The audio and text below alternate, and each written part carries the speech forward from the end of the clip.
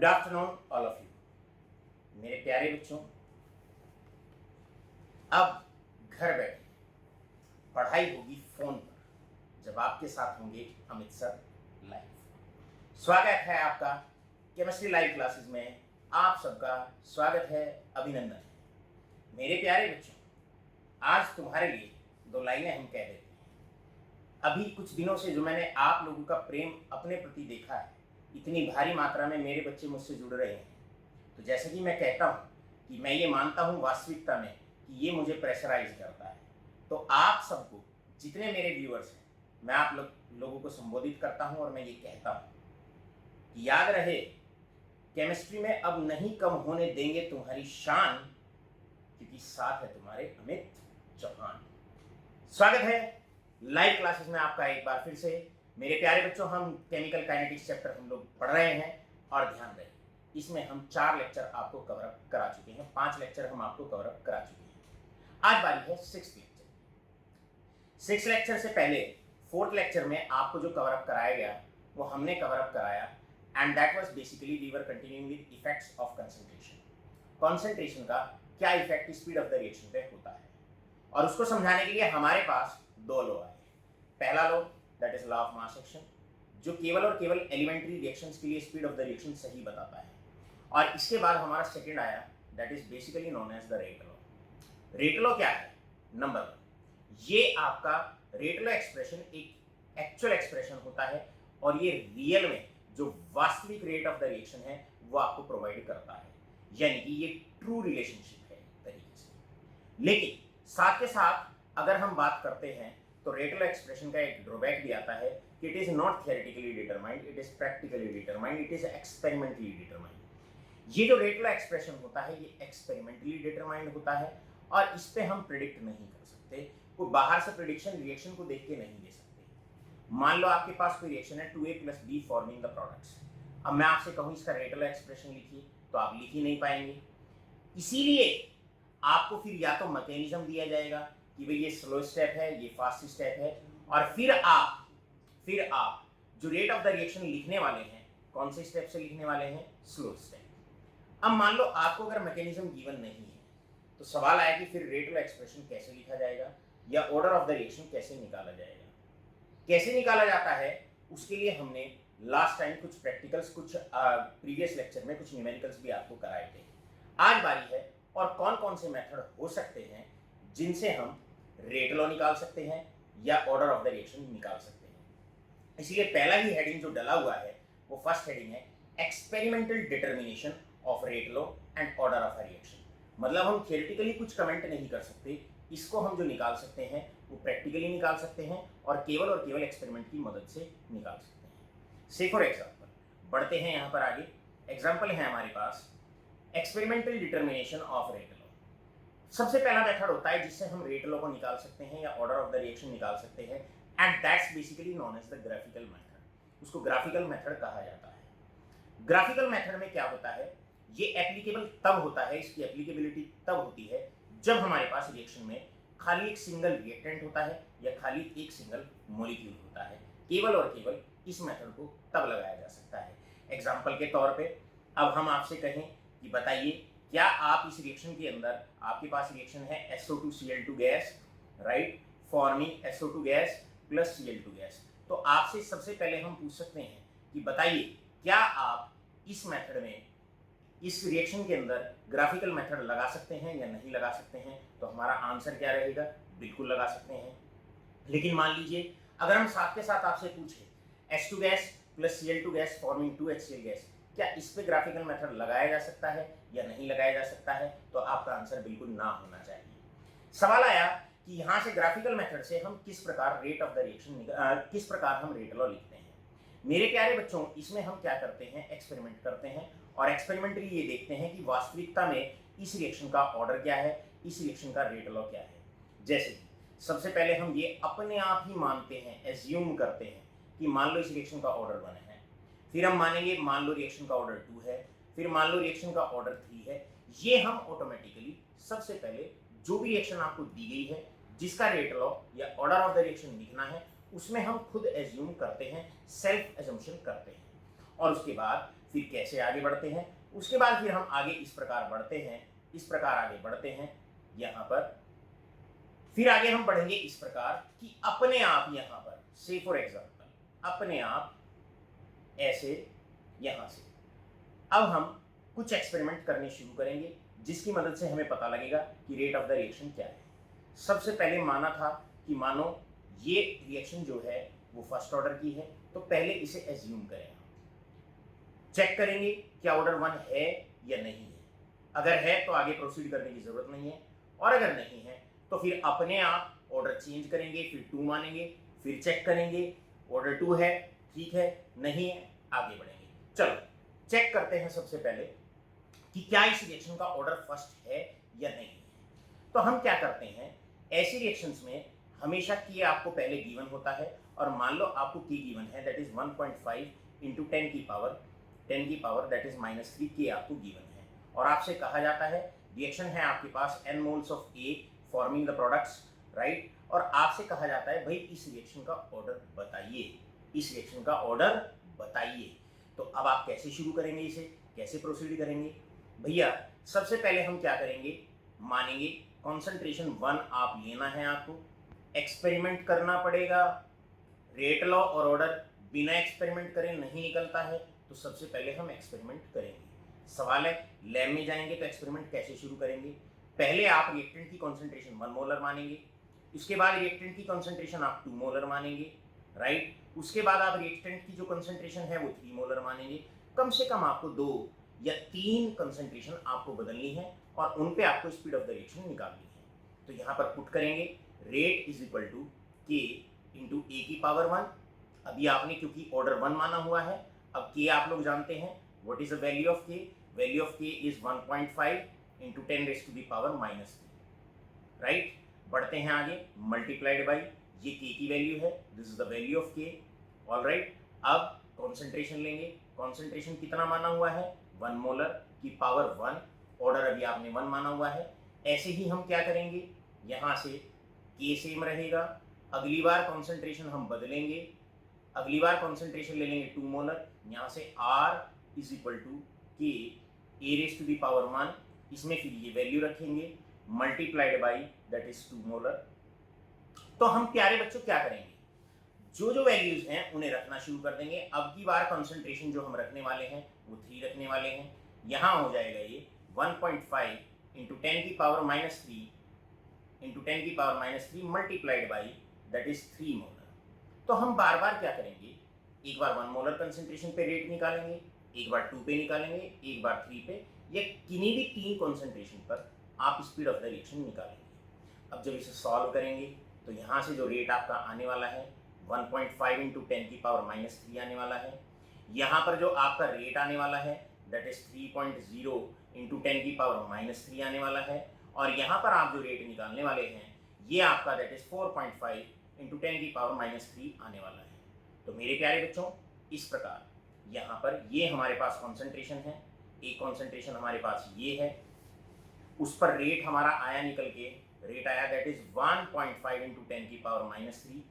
हमने क्या किया, अब हम एक ग्राफ बनाएंगे, मान लो ये वैल्यू यहाँ इस पॉइंट पर बिलोंग करती है, इस पॉइंट पर बिलोंग करती है।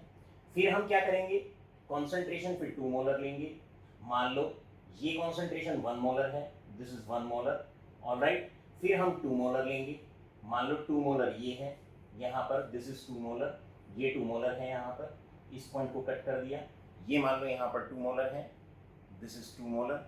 तो इस प्रकार हम बच्चों, फिर मान लो ये आपका दैट इज 3 मोलर है, फिर इन तीनों पॉइंट्स को हम कनेक्ट कर देंगे, इस प्रकार यहाँ से कनेक्ट कर देंगे, ये पॉइंट आपके कनेक्ट होते जाएंगे ऐसे, और ये आपका ग्राफ इस प्रकार आता जाएगा, आता जाएगा।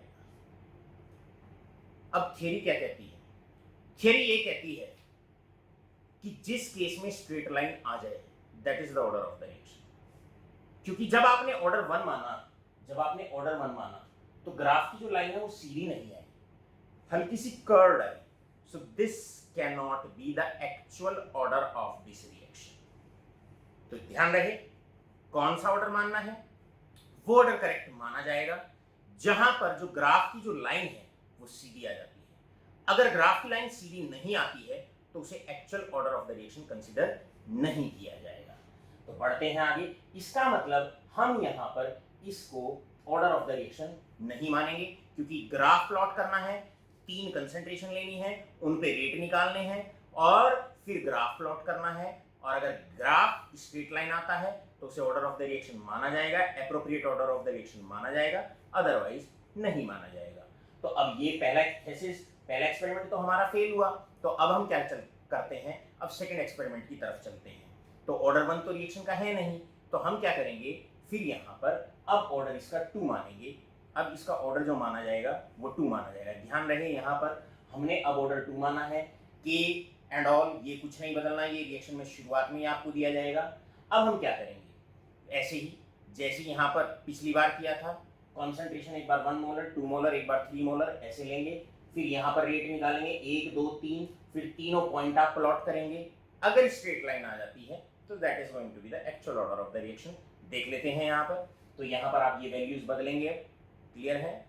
तो वैल्यूज यहाँ पर जो आप बदलने वाले हैं, जो वैल्यूज यहाँ पर बदलने वाले हैं, अब यहाँ पर ये ऑर्डर ठीक किया जाएगा। ये ऑर्डर क्योंकि 2 है तो कॉन्सेंट्रेशन की पावर 2 आप करेंगे हर एक्सपेरिमेंट में, हल्का सा माइनर सा डिफरेंस आप करने वाले हैं। जैसे यहाँ पर 1 मोलर था, अब 1 मोलर की पावर हमने प्यारे बच्चों यहाँ पर 1 रखी थी, अब 1 नहीं, अब 2 रखना है। यहाँ पर मेरे लाडलो यहाँ पर फिर से 2 करना है, और जैसे यहाँ पर है यहाँ पर फिर से 2 करना है। अब इसे हम करेक्ट करेंगे, तो जब इसको ठीक करेंगे तो ये 6 पॉइंट दैट इज 10⁻³ आएगा, और जब इसको हम ठीक करेंगे यहाँ से तो ये 13.5 आएगा। मान लेते हैं यहाँ पर पहला पॉइंट यहाँ आता है, ये हमारी एक एजम्पशन है, ये पॉइंट यहाँ आता है और ये पॉइंट यहाँ आता है। इस प्रकार हम लाइन को ड्रॉ करेंगे, इस प्रकार हम लाइन को ड्रॉ करेंगे, और जिस केस में स्ट्रेट लाइन आ जाए that is going to be the actual order of the reaction, उसको actual order of the reaction माना जाएगा। तो यहाँ पर ये जो रिएक्शन है वास्तविकता में इसका जो ऑर्डर है ये 2 है, और यहाँ पर अगर इस रिएक्शन का रेट लॉ लिखना हो तो हम लिखेंगे rate is equal to that is K, क्योंकि एक ही रिएक्टेंट है तो ए की power 2। So this is going to be the rate law for the reaction and this is going to be the order of the reaction. मान लेते हैं कि अगर यहाँ पर ऑर्डर 2 पर भी अगर ये स्ट्रेट लाइन ना आती, या ये तीनों पॉइंट इस तरीके से कॉन्साइड ना करते, ऐसे कॉन्साइड ना करते कि भाई सीधी लाइन ना आए, राइट, तो फिर आप इसको भी कट करते, ये भी ऑर्डर नहीं माना जाता, फिर हम ऑर्डर 3 मानते। तो इसी प्रकार ये एक तो बड़ा लेंदी प्रोसेस होता है, लेकिन सवाल ये नहीं है, सवाल ये है कि किन किन मेथड से हम actual order of the reaction निकाल सकते हैं या रेट ऑफ द रिएक्शन निकाल सकते हैं। तो मेरे प्यारे बच्चों, अब क्योंकि स्ट्रेट लाइन सेकंड पर ही आ गई तो हमें जाने की जरूरत नहीं है, और अगर मान लो सेकंड पर भी अगर स्ट्रेट लाइन ना आती तो फिर हमें क्या करना था, फिर हम यहाँ पर चेंज करते, अब ए की पावर 3 मानते, फिर 3 अलग अलग कंसंट्रेशन पे 3 अलग अलग रेट निकालते, तीनों पॉइंट को ग्राफ पे प्लॉट करते, और अगर स्ट्रेट लाइन आ जाता तो फिर ऑर्डर 3 माना जाता, राइट। इस प्रकार ये आपका एक बड़ा लेंदी सा प्रोसेस होता है, एक्सपेरिमेंटल प्रोसेस होता है, लेंदी होता है, और इसमें सबसे बड़ा ड्रॉबैक ये आता है कि ये केवल और केवल एप्लीकेबल तब होता है जब हमारे पास सिंगल रिएक्टेंट होता है रिएक्शन में और सिंगल मॉलिक्यूल होता है। तो यहाँ पर अगर हम आपसे पूछें अब कि भाई बताइए, अगर आपसे पूछा जाए और हम ये कहें कि बताइए for a reaction H2 gas plus Cl2 gas, now this is a question for all of you, बताइए आपसे पूछते हैं कि ग्राफिकल मेथड से क्या हम इस रिएक्शन का रेट ऑफ द रिएक्शन निकाल सकते हैं या नहीं निकाल सकते हैं। तो इसका जवाब अब आपके पास पहुंच गया होगा कि यहाँ पर it is not applicable, graphical method यहाँ पर एप्लीकेबल नहीं होगा, और ग्राफिकल मेथड की मदद से इस केस में हम बिल्कुल नहीं बता पाएंगे एक्चुअल ऑर्डर और rate law of the reaction क्या है। इसके बाद अब पढ़ते हैं हम आगे, और आगे जो हमारा मेथड आता है, आगे मेथड हमारा वो आता है जहां से बोर्ड का जो न्यूमेरिकल है उसकी आने की जो प्रोबेबिलिटी होती है वो बहुत ज़्यादा होती है। ये जो वास्तविकता में अब हम पढ़ाने वाले हैं आपको, ये जो मेथड हम आपको पढ़ाने वाले हैं, ये 3 मार्क्स के लिए बहुत इंपॉर्टेंट होता है। मेरे प्यारे बच्चों, इससे प्रीवियस लेक्चर में हमने आपको 3 मार्क्स के कुछ क्वेश्चन कराए थे सीबीएसई बोर्ड और आईसीएसई बोर्ड के लिए, लेकिन आप ध्यान रहे अगर बाई चांस वहां से क्वेश्चन नहीं आया तो फिर यहाँ से आएगा। इसी प्रकार हमारे पास इस चैप्टर के अंदर टोटल 4 टाइप्स बनते हैं, जहां से 3 नंबर का न्यूमेरिकल आना होता है। एक टाइप हम कवर अप करा चुके हैं, आज बारी है दूसरे टाइप को हम कवर अप कर रहे हैं। तो दूसरा मेथड आता है इनिशियल रेट मेथड, या इसको ओसवाल्ड आइसोलेशन मेथड भी कहा जाता है। आजकल आप सुन रहे होंगे आइसोलेशन वार्ड में भेज दिया गया, कोविड-19 पॉजिटिव पाया गया। आइसोलेशन का मतलब होता है एक को अलग कर देना। यहाँ पर मान लो से फॉर एग्जांपल हमारे पास जैसे 3 रिएक्टेंट हैं, ए मोल्स ऑफ ए मान लीजिएगा, ये कोई रिएक्शन है मेरे पास, plus B moles of B plus C moles of C forming the products if I have this reaction. तो इसमें हम क्या करते हैं, अब हमें पता है ये इसके पास इस रिएक्शन के अंदर 3 रिएक्टेंट्स आपके होते हैं। अब मैं अगर आपसे कहूँ कि बताओ भाई इसका रेट लॉ क्या है, तो रेट लॉ हमने कहा है ये तो एक्सपेरिमेंटली डिटरमाइंड होता है, इसे थियोरेटिकली तो बताया ही नहीं जा सकता।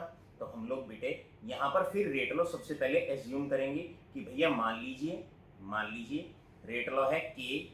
अब क्योंकि 3 रिएक्टेंट है तो अब आप concentration of A multiplied by concentration of B multiplied by molar concentration of C, ये तो आप करने वाले हैं। लेकिन आप ए बी और सी नहीं लिख सकते, ये स्लो स्टेप नहीं गिवन है आपको। तो आप यहाँ पर मान लेंगे, आपको पता नहीं, आप मान लेंगे कोई अल्फा है, बीटा है, गामा है। ऑलराइट, अल्फा बीटा और गामा हमने मान लिया। अब हम आइसोलेट करेंगे। प्रोसेस का नाम है ऑसवाल्ड आइसोलेशन मेथड, यानी आइसोलेट मान लो पहली बार हम ए को आइसोलेट करते हैं तो हम कैसे करेंगे, बी और सी की जो कंसंट्रेशन है बी एंड सी उनको कांस्टेंट कर देंगे, मतलब उनमें कोई बदलाव नहीं करेंगे। उनमें हम कोई बदलाव नहीं करेंगे तो ए निकल जाएगा बाहर। तो उस केस में क्या होगा, रेट जो आएगा वो ए की रेस्पेक्ट में आ जाएगा। तो यहाँ से आप अल्फा कैलकुलेट कर लेंगे, अल्फा निकल के आ जाएगा। अगली बार सिमिलरली आप क्या करने वाले हैं, अगली बार आप ए और सी को आइसोलेट करने वाले हैं, मतलब आप उनकी कॉन्सेंट्रेशन नहीं बदलेंगे और केवल आप जो कॉन्सेंट्रेशन बदलेंगे वो कॉन्सेंट्रेशन आप बी की बदलने वाले हैं। तो यहाँ से बी आ जाएगा आपके पास, बीटा आ जाएगा कि बीटा क्या है। और इसी प्रकार आप अगली बार नेक्स्ट टाइम आप ए और बी की कॉन्सेंट्रेशन को कांस्टेंट कर देंगे तो आपको यहाँ से पता लग जाएगा, that is rate is equal to, यहाँ से पता लग जाएगा rate is directly proportional to C की पावर गामा। और इस प्रकार ऑर्डर ऑफ द रिएक्शन आप निकाल सकते हैं। ऑर्डर ऑफ द रिएक्शन हो जाएगा alpha plus beta plus gamma. बड़ी जल्दी हम बोल गए, आराम से बोलते हैं। टॉपिक का नाम है सेकंड, ऑसवाल्ड आइसोलेशन मेथड। इसमें क्या होता है, अगर मान लो 3 रिएक्टेंट हैं या 2 रिएक्टेंट हैं, इसे आप कभी भी लगा सकते हैं। एक से अधिक रिएक्टेंट है तब भी लगा सकते हैं, एक है तब भी लगा सकते हैं। इसमें हम क्या करते हैं, एक रिएक्टेंट को तो एक रिएक्टेंट की कंसंट्रेशन में बदलाव करते हैं और उसके अतिरिक्त जितने भी हैं उन्हें कांस्टेंट कर देते हैं। अब अगर बी और सी को कांस्टेंट कर देंगे तो ए पर रेट कितना निर्भर करता है ये निकल के आ जाएगा। ए और सी को अगर कांस्टेंट कर देंगे तो बीटा निकल के आ जाएगा, बी पर कितना निर्भर करता है ऑर्डर उसकी रिस्पेक्ट में निकल के आ जाएगा। और अगर आप ए और बी को कांस्टेंट कर देंगे तो सी पर रेट कितना डिपेंड करता है ये निकल के आ जाएगा। अब इस बात को ना हम बच्चों ऐसे नहीं पढ़ते, इसको ना हम एक न्यूमेरिकल की मदद से और आसानी से समझ में आ जाएगा कि सर ये कह रहे थे एक को कांस्टेंट, दो को कांस्टेंट कर दें, तीसरे की वैल्यू निकाल लें। कैसे, बढ़ते हैं आगे। जैसे हम इसको समझने का प्रयास करेंगे, हमारे पास ये कोई रिएक्शन है 2a plus B forming c plus D, ये हमारे पास कोई रिएक्शन है और उसका हमें ये डाटा दे दिया गया, ये डाटा हमें दे दिया गया और हमसे पूछा गया, यहाँ हमसे पूछा जाता है the following data was obtained at 303 kelvin for the following reaction 2a plus B forming c plus D. ये डाटा हमें दिया हुआ है।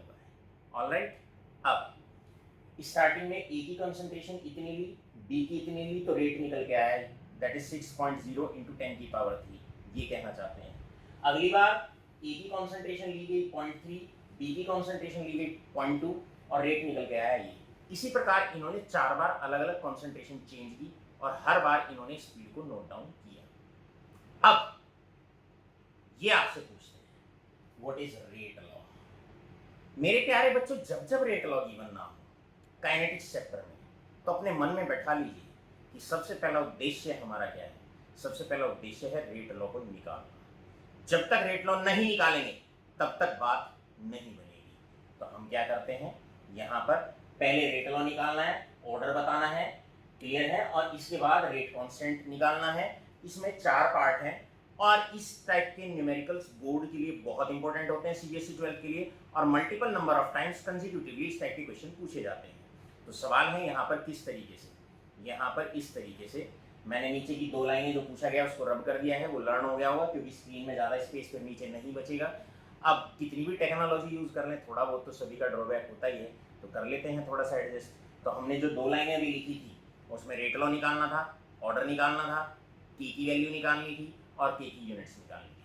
चलिए सॉल्व करते हैं इस न्यूमेरिकल को। मेथड है ऑस्टवर्ल्ड आइसोलेशन मेथड। देखिए बेटे, अगर एक्सपेरिमेंट 1 को और एक्सपेरिमेंट 4 को देखें तो बी की कंसंट्रेशन को तो कांस्टेंट कर दिया और केवल ए में बदलाव किया गया।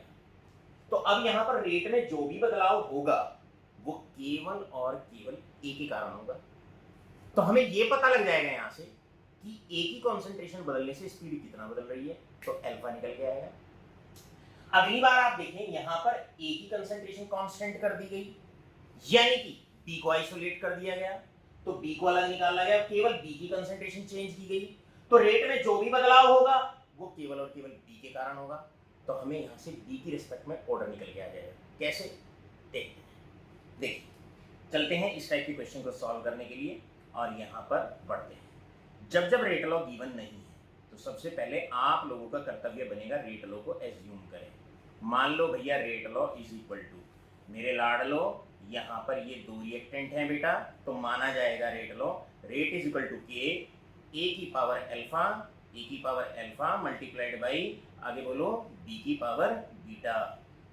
ऑलराइट, ए की पावर अल्फा बी की पावर बीटा, ये मानेंगे। अब देखो हमारे पास 4 रेट गिवन है, 1 2 3 4, 4 बार कॉन्सेंट्रेशन बदली गई।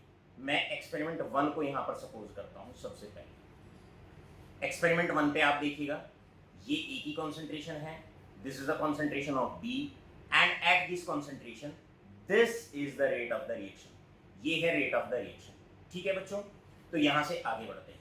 तो रेट ऑफ द रिएक्शन, इसकी वैल्यू हम पुट करेंगे। रेट कितना है हमारा, देखिएगा यहां से ये है रेट, तो रेट हो जाएगा आपका दैट इज 6.0 इंटू 10 की पावर -3, ये हो जाएगा यहाँ से। And this is equal to K आपको गिवन नहीं है, ए की कॉन्सेंट्रेशन आपको दैट इज 0.1 की power alpha multiplied by that is 0.1 की पावर बीटा, ये आपको गिवन है। अब चलते हैं एक्सपेरिमेंट 2 की तरफ। चलते हैं एक्सपेरिमेंट, यहाँ से चलेंगे हम एक्सपेरिमेंट 4 पे। एक्सपेरिमेंट 4 पे चलते हैं। अब एक्सपेरिमेंट 4 पे आप जानते हैं रेट कितना है, रेट है 2.4 इंटू 10 की पावर -2। तो यहाँ पर पहले अब रेट की वैल्यू रखेंगे, that is 2.4 into 10 raise to the power -2, alright, is equal to K. अब यहाँ पर ए की कॉन्सेंट्रेशन रखिएगा, ए की कॉन्सेंट्रेशन रखेंगे कितना है 0.4 की power alpha multiplied by B की कॉन्सेंट्रेशन रखते हैं लाडलो दैट इज 0.1 की पावर बीटा। ऑलराइट, ये रहा, इसको हम यहाँ पर अंडरलाइन कर देते हैं ऐसे ही एक्सपेरिमेंट 2 लेते हैं और एक्सपेरिमेंट 3 लेते हैं। एक्सपेरिमेंट 3 एक्सपेरिमेंट 2 में आप लोग जानते हैं रेट है that is 7.2 multiplied by 10 raise to the power -2। यहाँ पर के ए की वैल्यू है दैट इज 0.3 की power alpha multiplied by that is 0.2 की पावर बीटा। ध्यान ना हटे, 3 नंबर का न्यूमेरिकल है, बोर्ड के लिए है, घर बैठे न्यूमेरिकल आप तक डिलीवर हो रहा है, कदर करिएगा इसकी। ऑलराइट, आगे बढ़ते हैं। इसके बाद 2.88 multiplied by that is 10 raise to the power -1 and this is equal to K. यहाँ पर आता है 0.3 की power alpha multiplied by that is 0.4 की पावर बीटा। मेरे प्यारे बच्चों, अब इन दोनों को डिवाइड कर दीजिए आप। एक्सपेरिमेंट 1 को एक्सपेरिमेंट 4 से डिवाइड कर दीजिए। लेफ्ट साइड के साथ डिवाइड होगा, राइट साइड के साथ डिवाइड होगा। मैथमेटिक्स है, हमारी कोई गारंटी नहीं है इसमें, ठीक है, आप खुद जिम्मेदार हैं अगर ये आपको नहीं आता है तो। राइट, के से के कट जाएगा, यहाँ पर के से के कट गया, इससे बीटा कट जाएगा पूरा का पूरा, 0.1 की पावर बीटा। तो आप यहाँ पर देखेंगे ये आया 1/4 and this is equal to, जब इसको कट करेंगे पूरा कट करने के बाद इसको कट कर देंगे तो 1/4 आएगा और इधर आएगा 0.1 की पावर अल्फा डिवाइडेड बाई 0.1 की power alpha divided by 0.4, point से पॉइंट कट गया, तो यहाँ पर आता है दैट इज 1/4 की पावर अल्फा। ये हो गया 1/4 की पावर 1, तो this implies that alpha is equal to 1। तो यहाँ से बच्चों, यहाँ से एक्सपेरिमेंट 1 एक्सपेरिमेंट 4 से अल्फा निकल के आ गया। सिमिलरली अब आप इन दोनों को डिवाइड करिएगा यहाँ से, जब इन दोनों को डिवाइड करेंगे अब की बार अल्फा कट जाएगा, अब की बार यहाँ से के कट गया, 0.3 की पावर अल्फा से 0.3 की पावर अल्फा कट गया, और इससे इसको डिवाइड करेंगे, यहाँ पर आएगा 1/4 and this is equal to that is 1/2। जब आप इसे नोट करेंगे यहाँ से 0.2 डिवाइडेड बाई 0.4 उधर आप करेंगे तो ये आ जाएगा 1/2 की पावर बीटा। यहाँ पर इसे लिख सकते हैं 1/4 को 1/2 का होल स्क्वायर, इसको ऐसे लिखा जा सकता है, and this can be written as 1/2 की power beta. So this implies that beta is equal to 2। यहाँ से बीटा, तो आपके पास अल्फा 1 आ गया, बीटा 2 आ गया। अब हम ऊपर चलते हैं। देखिए यहाँ से ऊपर जाने का मतलब है स्क्रीन में ऊपर, कहीं और नहीं, आपने भी नहीं जाना है। तो यहाँ से अब हम आगे बढ़ते हैं, तो ऐसे ही मुस्कुराते रहिएगा और न्यूमेरिकल में आगे बढ़ते रहिएगा। तो यहाँ पर आ जाएगा दैट इज रेट लॉ, आप लिख सकते हैं rate law is equal to that is k A की पावर 1 और बी की पावर 2। तो मेरे प्यारे बच्चों, यहाँ पर जो पहला पार्ट था, आपका पहला पार्ट था, अब पहले पार्ट का आंसर देने के लिए आप आसानी से पहले पार्ट का आंसर दे सकते हैं। फर्स्ट पार्ट था order with respect to A, order with respect to A and this is equal to 1। इसके बाद order second part order with respect to B, order with respect to B is 2। अब आप third part में बताना है आपको that is overall order, पूरी reaction का overall order, overall order is equal to overall order of reaction and this is equal to that is A plus B, यानी कि पूरा ये दोनों ऐड कर देंगे यहाँ पर, अल्फा प्लस बीटा दोनों ऐड हो जाएंगे, and this is equal to 3, this is equal to 3। Fourth point आता है अब यहाँ पर आपको निकालना है units of k, units of k. मेरे प्यारे बच्चों, आप लोग जानते हैं के की यूनिट्स निकालने के लिए आपके पास फॉर्मूला होता है, और हमने आपको पहले ये फॉर्मूला पढ़ाया है। फॉर्मूला है मोल की पावर कितना होता है बताइए, मोल की पावर 1 माइनस एन, और n का मतलब ऑर्डर ऑफ द रिएक्शन, तो ऑर्डर है यहाँ पर 3, 1 माइनस 3 हम कर देंगे। अब बताइए लीटर के ऊपर क्या हो जाएगा, n-1 यानी कि 3-1 और यहाँ पर हो जाएगा दैट इज सेकंड इनवर्स। इस प्रकार आप क्या करेंगे, तीन पार्ट आपके बड़े इजीली, बड़े साधारण, बड़े प्यार से हमने निकलवा दिए। लास्ट में आपने करना क्या है, अब लास्ट में एक ही पार्ट इसका रह जाता है, what is the value of के, कि आपको अब के की वैल्यू यहाँ से निकालनी है। देखो बेटे, जहाँ तक के की वैल्यू निकालने का सवाल है, तो बेशक स्क्रीन पे आपको डाटा अवेलेबल ना हो, लेकिन हमें तो लर्न है, तो हम आपको बता देते हैं डाटा क्या था आपके पास। अब आपको वैल्यू ऑफ के निकालनी है, तो बस वैल्यू ऑफ के पे हमेशा ध्यान रखेंगे, value of k can be calculated as from rate law. अभी रेट लॉ था आपके पास इज इक्वल टू के, आपने निकाला था ए की power 1 multiplied by that is B की पावर 2, ये आपने निकाला था। तो के की वैल्यू अगर आपको निकालनी है तो कैसे निकालेंगे, के की वैल्यू आप इस प्रकार निकालने वाले हैं, rate divided by concentration of A raise to the power 1 multiplied by B की पावर 2, ऐसे आप निकालने वाले हैं। अब 4 एक्सपेरिमेंट थे, चारों एक्सपेरिमेंट में से किसी भी एक्सपेरिमेंट से, ये चारों एक्सपेरिमेंट आपके पास थे, किसी से भी आप ए की वैल्यू रख दें। ऑलराइट, आप क्या करें, बी की वैल्यू रख दें, और आपने रेट की वैल्यू अब लर्न करें। ए की वैल्यू है 0.1, बी की वैल्यू है 0.1 और इनिशियल रेट है आपका दैट इज 6.0 इंटू 10 की पावर -3। तो बढ़ते हैं आगे, कैसे निकाल रहे थे हम, यहाँ पर चलते हैं। तो रेट की अपनी वैल्यू यहाँ पर रख देते हैं। किसी भी एक्सपेरिमेंट से आप रेट की वैल्यू नोट डाउन कर सकते हैं, आप रख सकते हैं दैट इज 6.0 इंटू 10 की power -3 divided by concentration of A first experiment में 0.1 मल्टीप्लाइड बाई दैट इज 0.1 का होल स्क्वायर, और आंसर आपका आ जाएगा दैट इज 6.0। और आप जानते हैं थर्ड ऑर्डर की रिएक्शन है, तो यूनिट्स हो जाएगी मोल की पावर -2, यहाँ पर आ जाएगा litre square, and this is second inverse. Alright, तो इस प्रकार आपका जो 4 नंबर का क्वेश्चन होता है यहाँ से बड़े अच्छे से, बड़ी सरलता के साथ आसानी से कवर अप हो जाता है। ध्यान रहे, किसी भी न्यूमेरिकल के लिए काइनेटिक्स में सबसे इंपॉर्टेंट क्या होता है? सबसे इंपॉर्टेंट होता है, यदि आपको, पहला पॉइंट है, बहुत की पॉइंट है, अगर आपको स्पीड ऑफ द रिएक्शन के बारे में कुछ भी दिया हुआ है और आपको रेट लॉ नहीं दिया हुआ है, तो आपका सबसे पहला ऑब्जेक्टिव होता है कि किसी भी तरीके से कैसे भी करके रेट लॉ निकाला जाए। ये आपका उद्देश्य होता है। मेरे प्यारे बच्चों, इस प्रकार आप स्क्रीनशॉट लेते रहें, साथ के साथ इन्हें रिकॉर्ड करते रहें और केमिस्ट्री हमारे साथ बड़े प्यार से आप एंजॉय करते रहें। बढ़ते हैं आगे। इसके बाद नेक्स्ट सवाल आता है, यहाँ से नेक्स्ट क्वेश्चन है। ऑलराइट, अब इसके बाद नेक्स्ट क्वेश्चन आता है, लेकिन नेक्स्ट क्वेश्चन को, इसी क्वेश्चन को हम जो करेंगे अब, यहां पर आकर हमारा जो प्रेजेंटेशन पार्ट होता है वो यही समाप्त होता है। अब नेक्स्ट क्वेश्चन, लेकिन लेक्चर समाप्त नहीं हुआ। अब सर आगे क्या कहने वाले हैं वो शायद आप तक पहुंच गया होगा।